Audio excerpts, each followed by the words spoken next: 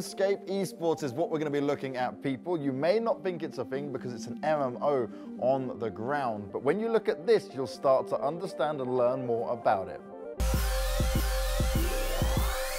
Remember how we talked about World of Warcraft and how an MMORPG can be turned into an esports title? Even if you don't, here's another title that may surprise you: RuneScape. You serious? Yes, I'm dead serious, and I'm about to show you that there's nothing to be surprised about. Even though RuneScape is basically an adult now, as it's over 18 years old, it's still alive and doing quite well. So well, in fact, that right now, there are still thousands of players exploring the game's universe. What makes RuneScape unique is the fact that there is no given objective. You simply log in, create your character, and are free to chop down trees, smelt iron, or fish for, well, fish. Wait, really? Can we get something more appropriate? That's more like it. So as I was saying, RuneScape offers you a wide range of activities, but as with other similar games, it wouldn't be complete without a player versus player combat. Back in the day, apart from duels, PvP combat could only be done in certain parts of the map, mainly the wilderness in the north, and who doesn't know that place? Players venturing there could fight each other without warning, but at the same time, treasures that could be found up there were far better than the ones you could obtain in the normal areas. The tricky part, however, is that once you died, you lost all but 3 of the most valuable items, as well as any untradeable items that you were carrying at the time of death. And if that wasn't enough, you then only had 60 minutes to run back from your spawn point to retrieve your items, provided that other people wouldn't loot it first, of course. Over the years, RuneScape hasn't seen many changes to PvP combat, at least not until 2015, when the Deadman Mode was introduced to the old-school RuneScape game.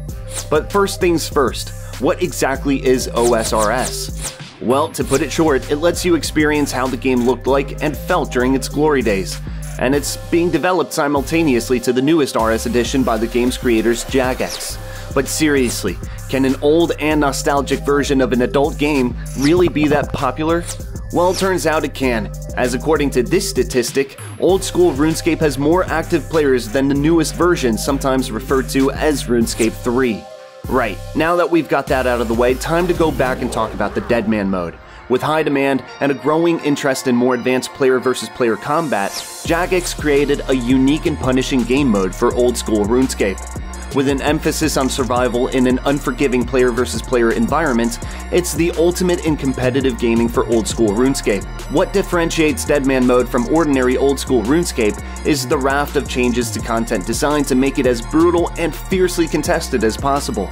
Sounds cruel, but it possibly can't look that cruel, can it? Okay, it can. Turns out that enabling PvP combat everywhere, accelerating experience gain ratings, and a vision of losing everything, including your XP upon death, is something people are really fond of and are eager to try out. And that's why it shouldn't be a surprise that Jagex turned this particular mode into an esport, especially this year hosting 4 Deadman Seasons, with each season ending in Deadman Finals. Seasons are temporary and act as a selection tool for the finals, to which the top 2,000 players are invited.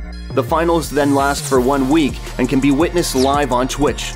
All participants are in time pushed to fight in a small area due to an approaching deadly fog.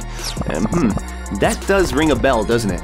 And after a while, the remaining 256 players are forced into a series of 1v1 duels, some of which are played out in front of a live audience. And it's not too hard to wonder why this game mode is so popular, as the best fighters are able to earn tens of thousands of dollars, with the latest concluded spring season featuring over $30,000 of prize money. So as you can see, despite being a veteran when it comes to MMO games, RuneScape still has plenty to offer and continues to grow even as an esports title. Maybe I should find my login details.